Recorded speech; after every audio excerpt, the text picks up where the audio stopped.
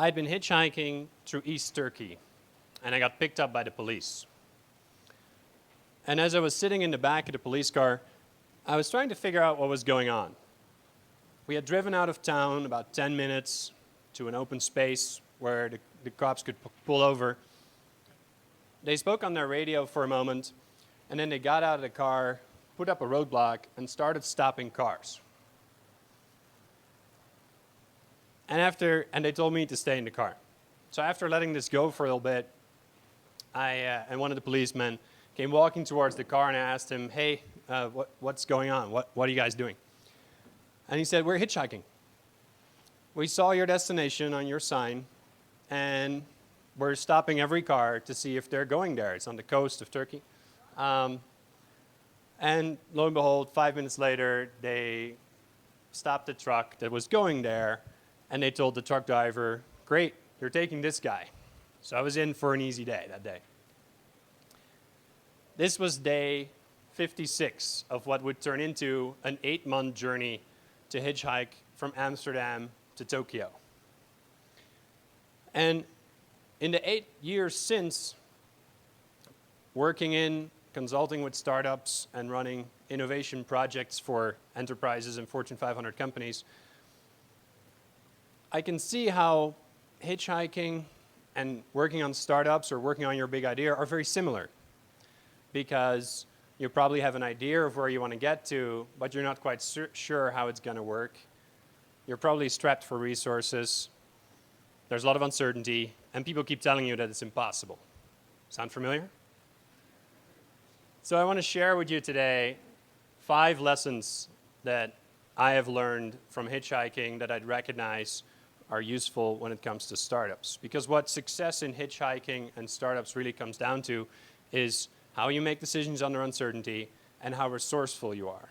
So 5 lessons to make you all better at those 2 things. And the first one, it's great having Kevin go first this morning because it's directly that. Engage with your environment. Because when you talk about hitchhiking, most people think about this guy. Scruffy looking dude standing by the side of the road, not going anywhere. And I've done this. It's hard. And it's hard because people are driving by 30, 40, 50 miles an hour, and they have a split second to see you, recognize that you're a hitchhiker, that you're trying to go somewhere. Maybe they see your sign with a name of where you're trying to get to, and then they should decide, do I pull over? And when they pull over, that's great. But now, as the hitchhiker, you're trying to figure out, okay, where are they going? How, is this going to help, or is this going to set me back? So around Western Europe, this is the way I like to hitchhike. Gas station to gas station. And at a gas station, like an empathy interview, you can walk up to people and you can ask them a question. And you can get into a conversation. You can select which people you actually want to walk up to.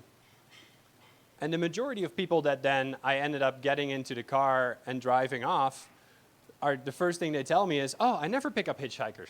Like, no. I got into a conversation with you. That's made this whole thing possible. And that generates my own luck in that way. So if you have a big idea that you want to work on and execute on, one way to do it is to do all sorts of things on your own, in your own office, room, and wait until it to be perfect before you show it to the world. But the better way and the faster way is to interact with your environment and go talk to people. So are you engaging your environment? That, though, is something that you hear all the times at events like this. So why don't people take action?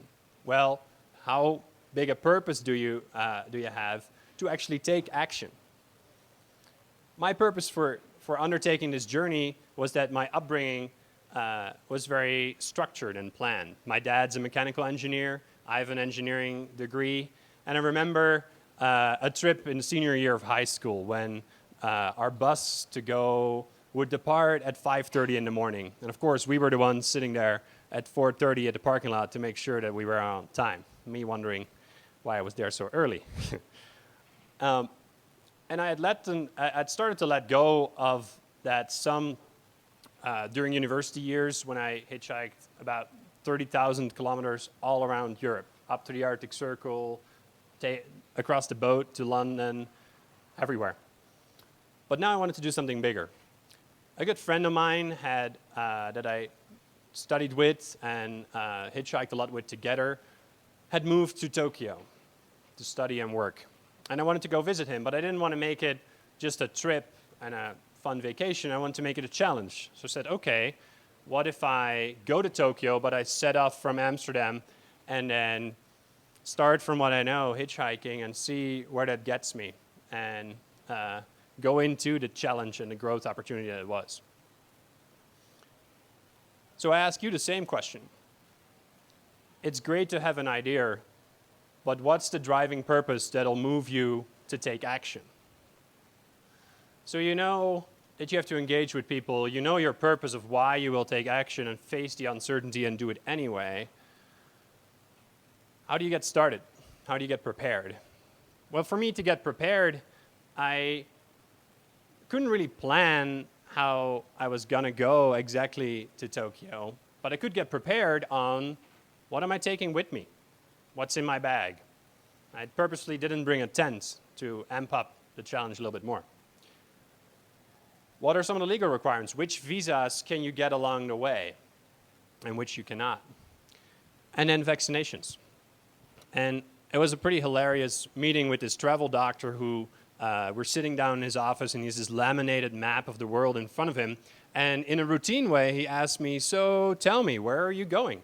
And I kind of brushed my hand across and said, here. And he laughed, and then he loved it. He was asking, what do you have in mind? He loved the story. He gave me his mobile phone number in case I ever had any difficulties, and then I got a lot of shots. So what to bring, where I could go in terms of visas, and which vaccinations would I need for the way. But then another thing that I could think about ahead of time to get prepared was, okay, sort of what are some of the routes? So there's the northern route, which is up and all the way over to Russia. There's the center route, which was the Balkans, Turkey, through Iran, through Central Asia, and then across China. And then there's the southern route, which starts the same way, but then would go Pakistan, India, and onwards into China. And thinking this through beforehand, I didn't really want to take the Russia route because it would all be through one country, and I wanted to see some more countries. And the southern route I could not take because at the time it would not be possible for me to get a visa to Pakistan on the road. Center route it was. And this helped in a way to get started, and I started from what I knew. I got out of Western Europe, but pretty soon I was sitting by the side of this lake here in Macedonia, and I was having some difficulty kind of structuring what I was doing and how to make decisions. Because Tokyo was this thing 8 months away. And that doesn't really help to figure out where I'm going tomorrow or where I should be in 2 weeks to decide, am I going too slow? Am I going too fast? Can I see some more things? And I was lost in thought, and this kid walks up to me, a street kid, and he tries to sell me one flip-flop. Not two, one. So that was kind of absurd. So it made me laugh, and it broke my pattern, and it allowed me to ask a better question. And I took out my journal and I drew the following rough sketch of where I could be at which point in time, which then, and it didn't work out like this, of course, but it helped me get a sense of, okay, I'm here, I'm gonna here for another week in the next country, etc. And oftentimes if you're working on your idea or you're working on your startup, it kind of looks like this. For me, I could think to where Tokyo was and then kind of work my way back in what are some of the countries in between. But if the idea you're working on is related to changing how financial markets work or how do we get clean water, clean energy, you can probably see just a little bit of the journey ahead and not really beyond. So what's next on the horizon? What is an intermediate milestone that you can work towards? And when you reach it, you can look up and you can see the next one. And that's important to get momentum.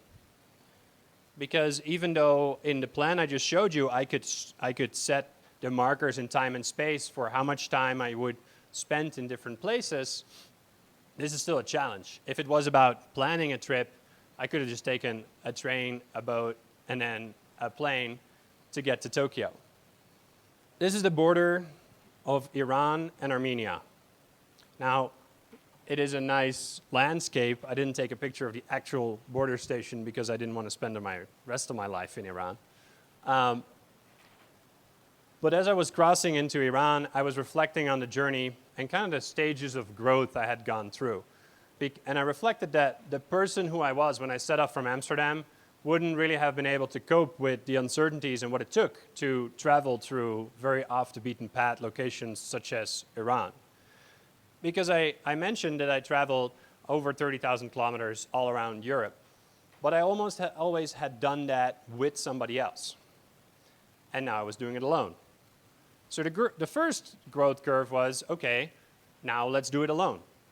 And if you're alone, you fit into a lot more cars than two people, and you're a lot less threatening. But on the downside, if you're alone, you have to face all the emotional ups and downs alone. And also, when you're trying to make a decision on what to do next, it's not a quick back and forth. You have to come up with it yourself. So that makes it harder.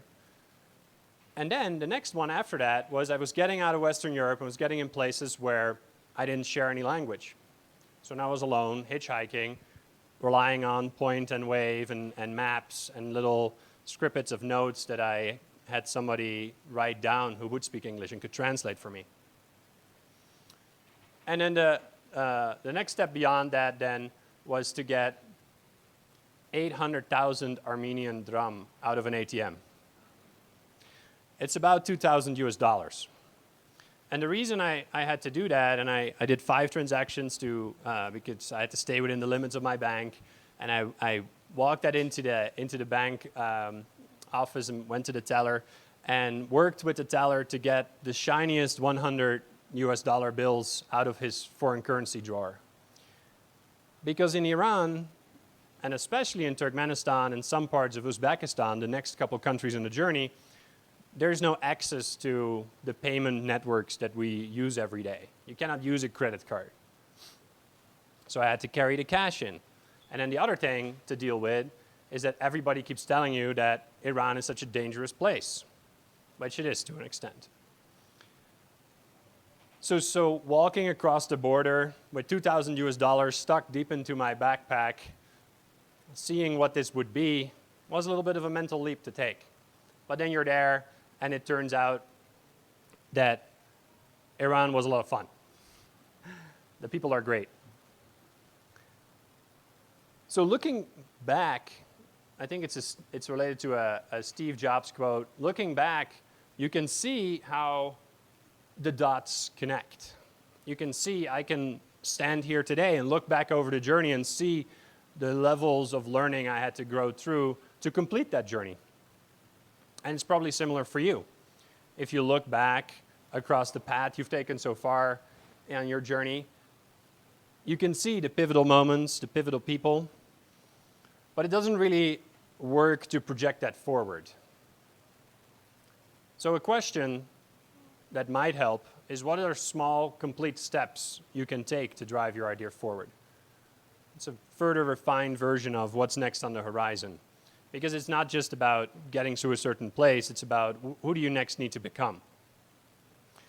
And then we get to my 5th and final point, and probably the most important, which is resilience. Imagine you're walking down the street and a white UN truck pulls up next to you. What's the first thing that goes through your mind?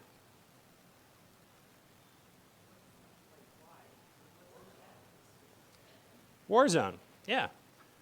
White UN trucks I normally see on the news, and it's bad news, and it's about some country far away where there's a crisis or a war zone.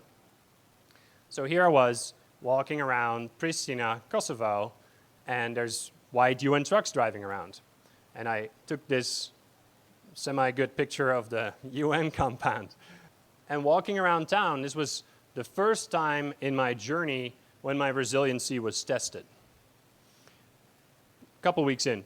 And walking around town that weekend, it was the first weekend where I didn't know anyone. I didn't have any friends who lived there. And I saw signs like this.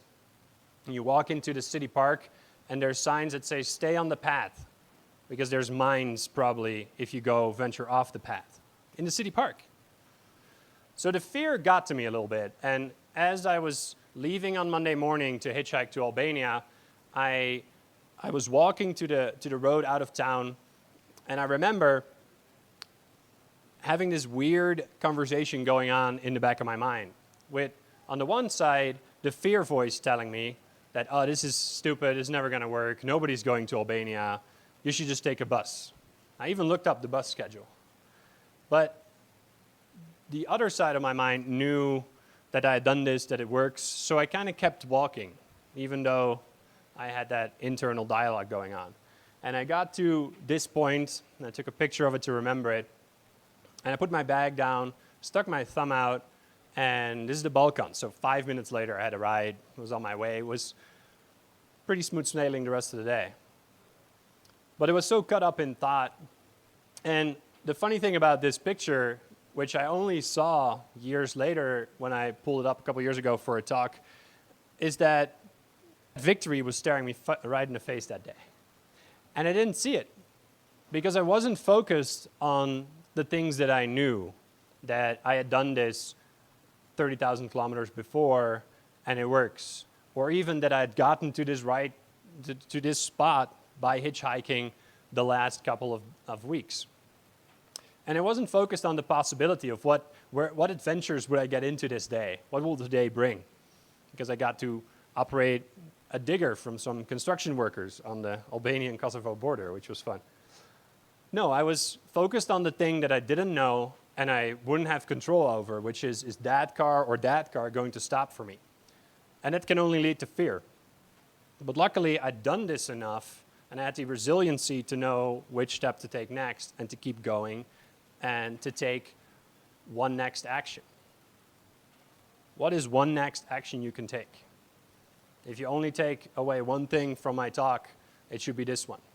When you're working on your idea, when you're sitting down behind your computer next week and you feel stuck and you don't know what to do, what's one next action you can take?